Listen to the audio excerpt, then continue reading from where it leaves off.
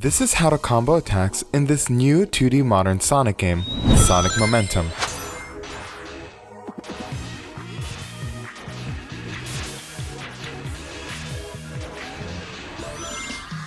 Before I teach you how to pull off these maneuvers, there's a couple things you have to keep in mind, so listen carefully. In Sonic Momentum, Sonic does not play quite like a traditional platformer, nor does he play like a traditional fighting game. For the sake of simplicity, let's call it a physics-based fighting style, which is kind of a mix of both aspects. However, the objective is still the same. You are utilizing Sonic's physics to guide your direction. So of course, with this in mind, the essential thing is to start out with the iconic spin dash. Spin dashing is your tried and true way of starting combos, and depending on what you do, changes the way your attacks behave. The speed in which Sonic spin dashes is divided into 4 tiers, which are all color-coded: red, yellow, blue, and none. As long as Sonic is surrounded with this glow, he will bust through weaker enemies and will knock him down a tier, reducing his speed. Once Sonic doesn't have enough speed, he will instead bounce off an enemy, giving you 2 options to continue. Option A is that you can use your dash attack to knock back into the enemy, and option B, with correct timing, you can hold the dash, hit the floor, and spin dash through the enemy again. Now why would we want to do that? Because one detail I forgot to mention is each successful hit that you make on a spin dash will convert the speed into momentum.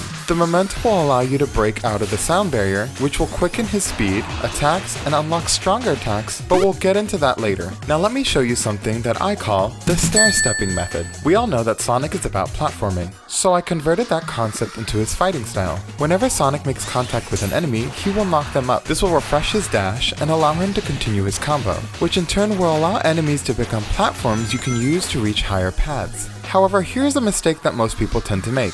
You cannot keep spamming his dash because his moves are dependent on his timing. Here, let me show you a couple ways you can stair step. There's the dash and wait method, which is the simplest way to get the hang of dashing. It involves merely timing your dash attacks when you align yourself with the enemy. Once you get the hang of this, you can use the dash and the jump in tandem, which is similar to the first method, but instead you're pressing forward to bounce off the enemy in between attacks, adding more damage. Then there's the dash and rev method, which is my favorite, where you can hold an enemy in place while applying multi-hit attacks in between dashes. And if you want to go above and beyond, you can utilize the air boost to take advantage of the built-up speed and build up the momentum meter. And finally, you can use the homing attack to make it easier to hold the enemy in place while you get the hang of combos, which, if you utilize this momentum correctly, will allow you to do some extra damage to enemies as a finisher. Speaking of finishers, there's multiple ways of ending a combo. Just like the homing attack, you can instead use a stomp to knock enemies downwards, and upon hitting the ground, they will take extra damage. But if Sonic is empowered by momentum,